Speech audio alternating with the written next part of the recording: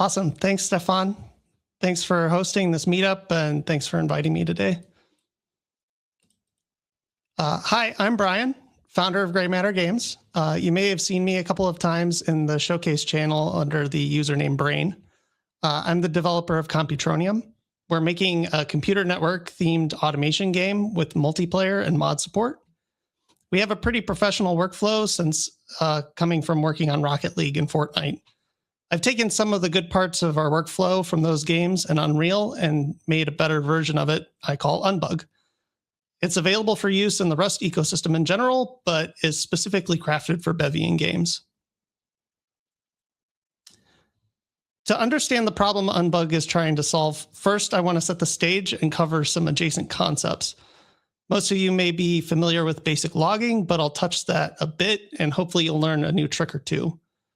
Secondly, I'll discuss debugging, which really isn't too prevalent yet in the Rust ecosystem.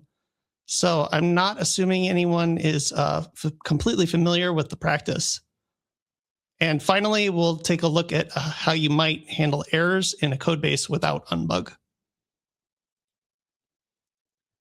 When running your game or program, you'll probably want to output logs for one reason or another.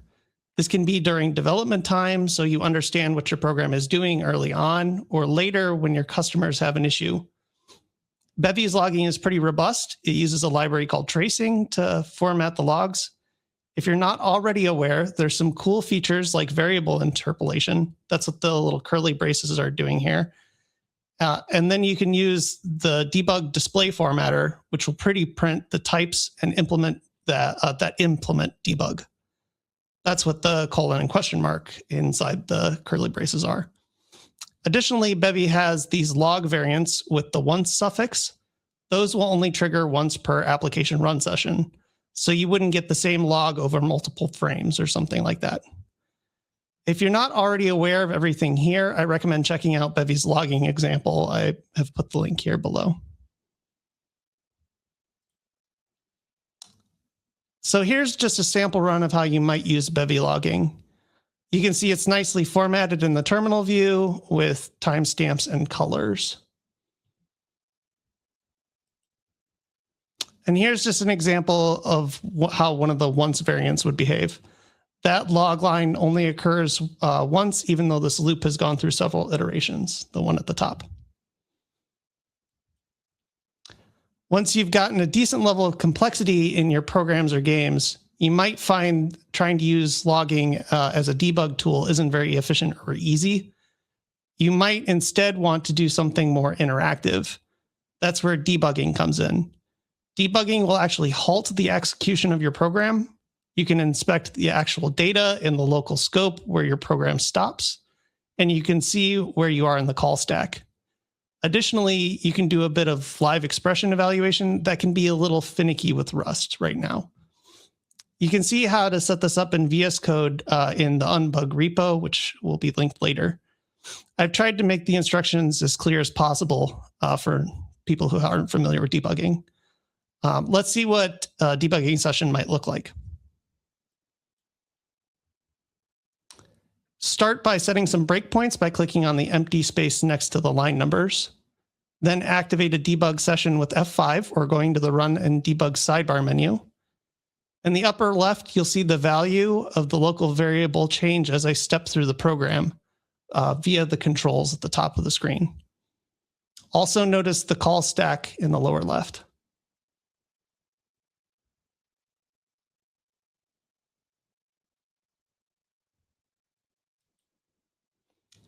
Another important adjacent concept is error handling. There are a few options. You can ignore errors, which might just be a return or a continue. This is actually a totally valid way to handle things sometimes when you're expecting a failure state of some kind. I don't recommend this as a long-term strategy, obviously, for handling every situation, maybe in a game jam. Another way to do it is to log in a similar manner to what we just saw. This might look like making a log message before effectively ignoring the issue afterwards. This is something you should absolutely add to your release builds and can definitely help you diagnose issues when you're not developing the software. However, the downside is you might let these logs go unnoticed and unfixed. During that development time, though, another thing you might do is crash your program. This can help you recognize that there's an actual issue and push you to go fix that instead of forgetting about it or ignoring it. This can go really wrong, though, if you let it end up in your release. There is, however, another way, one that gives us development time visibility, and it won't piss off our customers. We'll get to that one in a few, but first let's see an example of some of these other options. You might use an if-let statement to effectively ignore the issue, the error. This is kind of like a return in disguise. We just don't do anything if we're not on the golden happy path. Another option is a let else statement. It gives you an opportunity to log before you return and do nothing further. If you're a never nester like me, let else statements can also give your nested scope, or can keep your nested scope count down in contrast to the if let statements. Here's what that looks like when there's multiple points of failure, nice and flat. This can also be referred to as the guards pattern. So what is this mythical third option? Runtime assertions. It can grab your attention during development time, but won't end up crashing your game when you ship it. As a bonus, if you're not immediately ready to fix the issue, or if you're not the relevant person to do so, you can continue to run the program, or you can just decide to not run it in debug mode at all, and instead fall back to the standard logging behavior. You could think of these like an automatic breakpoint that you add to your code. I created the library Unbug for this purpose in Rust. It adds a few macros. There's fail, which will immediately break, and then the ensure variants, which halt when a Boolean is false. In contrast to Bevy's logging, I inverted the naming scheme to have the always suffixes on purpose. This is similar to the way that assertions work in Unreal. In games, you generally don't want the same error to be logged every frame. You end up with unnecessary log spam that way. This is how you might use the fail runtime assertion. It's exactly the way you would do a log message. And here's what that looks like during a runtime debugging session. Note that I didn't insert a breakpoint here.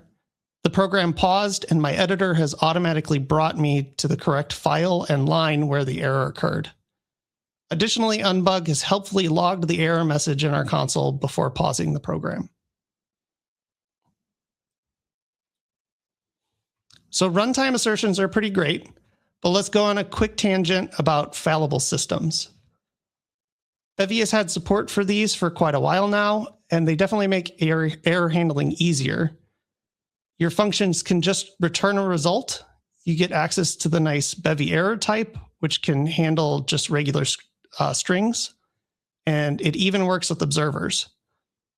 Now you can use this question mark, officially known as the try operator.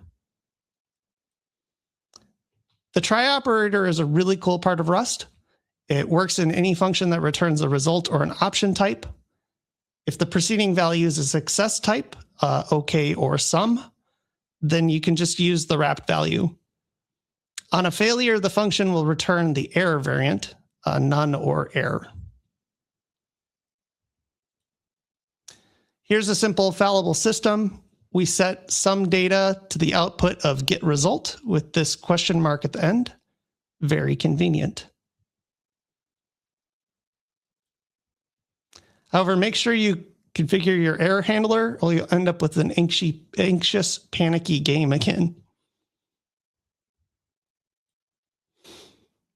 We like fallible systems since they make error handling easy, but what if we want asserts to make logging happen and get us to notice the issue before it makes its way to the player? Well, we can use the guards pattern like before with the let else statements, but this doesn't look any better than how we were before we moved to a fallible system. This is where my new debug fail macro comes in. This is also an unbug. You annotate a function with it, and now every question mark operator becomes a fail breakpoint. These are compiled out of release builds, but if you add a fail message, that will become a log in your final product. As a bonus, option types are converted to results, so you don't have to use the OK or function, for example. Here's what a fallible system with the debug fail macro looks like. We add the annotation above the function signature, and then we can optionally add the fail message annotation above expressions. We get our nice error handling syntax, and we get our log messages.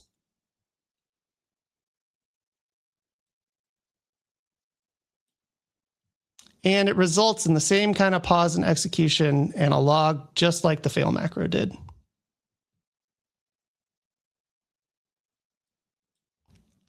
This pattern really starts to shine when you end up with a lot of potential points of failure.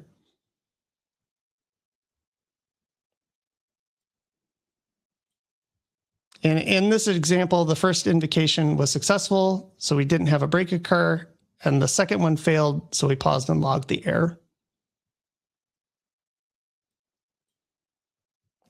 Here's some real-life usage in the Computronium code base. Imagine how deeply nested this would be if we used if-let statements. Even using let else would result in quite a bit more boilerplate.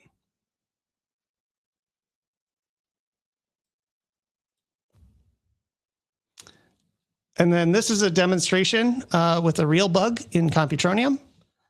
In this case, I'm using NeoVim, which can also be set up to use the same configuration as we're using in VS Code through a plugin called nvim dap, also referred to as the debug adapter protocol.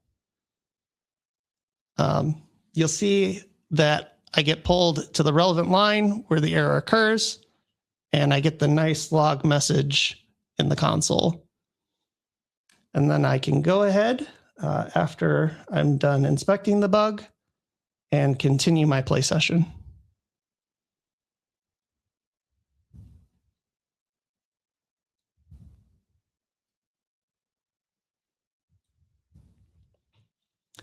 Another feature that I recently added is experimental support for tests.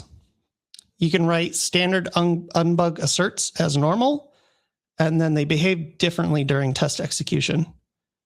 This makes it really easy to detect failure cases in your code without having to write specific failure detection. Unfortunately, due to some cargo and Rust analyzer limitations, this needs a specific feature in your crate. You can see the example in the Unbug repo for testing. Here's a simple function that I've written with a fail assertion that has an associated test. In this case, I've marked the test as should panic, so it passes.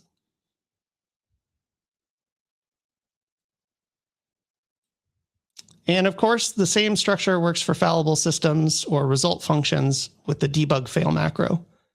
I've let this test fail, and you can see the log message is the same message forwarded to the panic.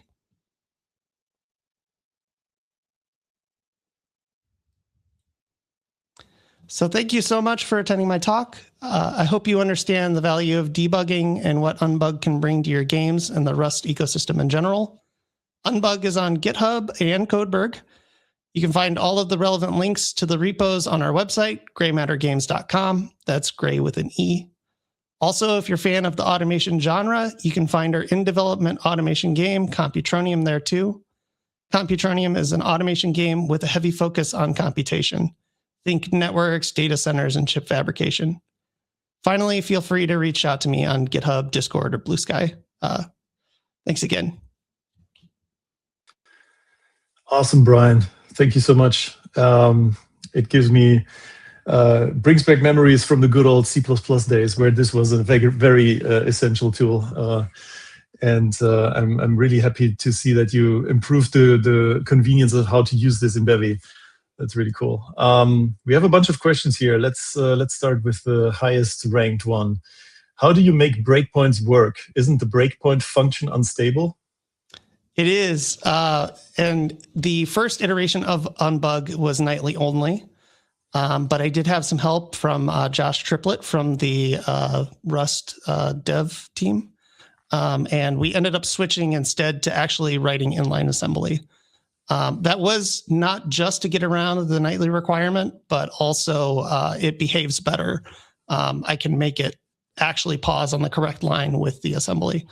That meant that I needed to implement it for both x86 and ARM.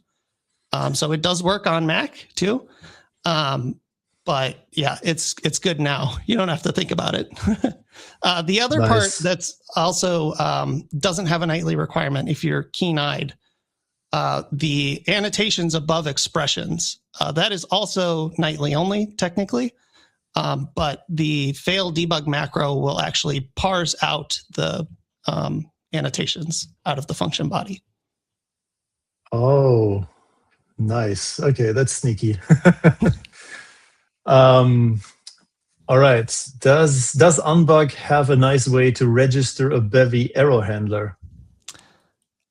So yeah, I don't register a Bevy error handler. I just use the default Bevy error.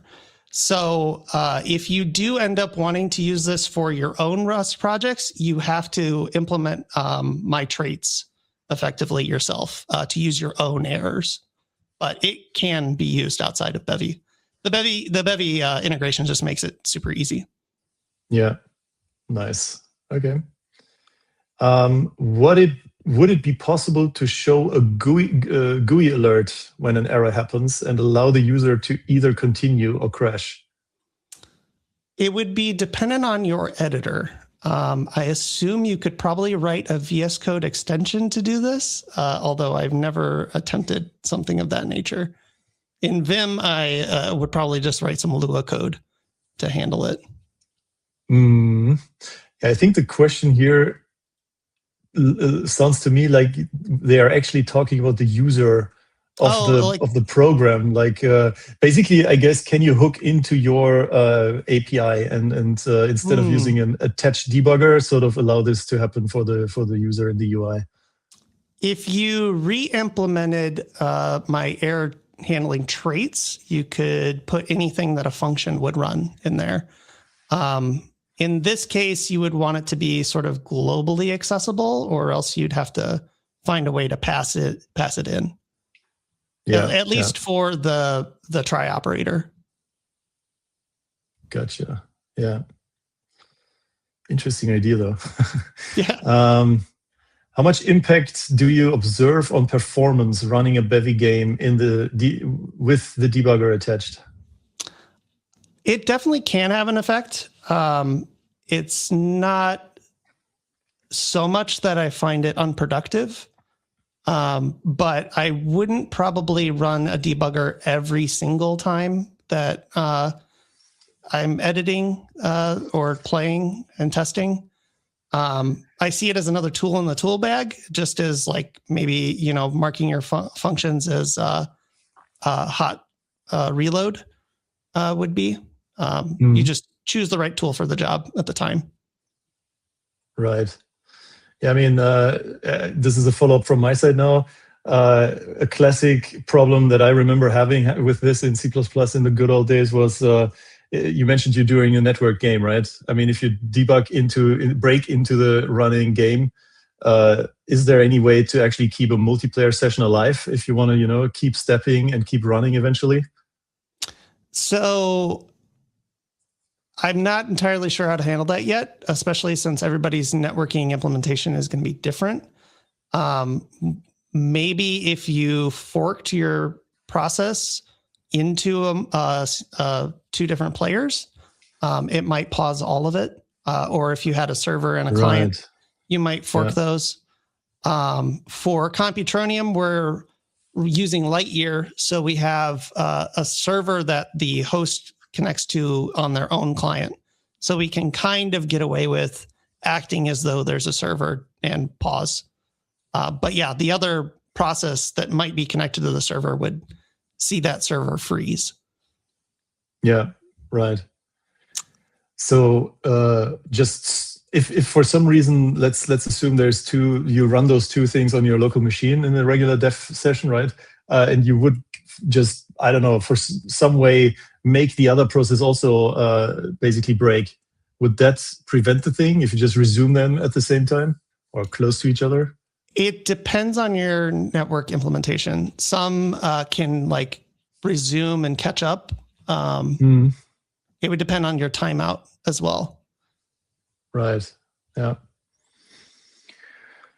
Cool. Last question. What would you say is the greatest value add of Unbug? I don't know about a greatest one. I have a couple of value adds. One that I've noticed recently today, my intern was trying to figure out, okay, like what is failing in whatever system. He's got, 4 or 5 different question marks, try operators in the system, and he's debugging it, and he just slaps fail debug on there, and it just automatically went straight to the line. He didn't even have to really like think about figuring out where it was. The other thing is, I think not having to worry really about any crashing happening, because we've built our entire code base around this concept of assertions. We just don't have any panics or unwraps or anything. We just fully rely on it. So anything that does crash is normally something in a dependency of some kind. Yeah. Okay, but then you probably have unforeseen behavior happening if stuff is actually like running into the try, right? Like stuff just runs halfway or whatever. It could at least. Well, in our code base, at least, we have a pretty strict mentality of like every single one of these invocations of the try operator has that fail message attached. So even if we're doing a playtest or something, they've all got a log message that ends up. Yeah, of course, it gets locked for sure, but it could lead to behavioral changes, right? If the function would usually crash, it would just not run to its conclusion. It's a values trade-off. So I, as the developer, it's a co-op game. It's also single player. If there's some sort of weird thing that happens, maybe it's funny. I'm not going to get upset. If you're in a strict competitive environment, maybe this isn't the right kind of organization pattern. Makes sense. Yeah, but I mean, it's also a pretty proven concept. If I remember correctly, in Unity, all kinds of invocations can throw exceptions and still shit just keeps going, right? In whatever state it might be. Yeah, and in a lot of cases, you don't really care, especially if it's like rendering related, like, hey, this, triangle is out of place or whatever. So what? No, this effect didn't spawn. Who cares? Yeah. At least it keeps going in most cases. Right. Okay, Brian, thank you so much. This was all the questions. And hope you get a big shout out in chat as well. Let me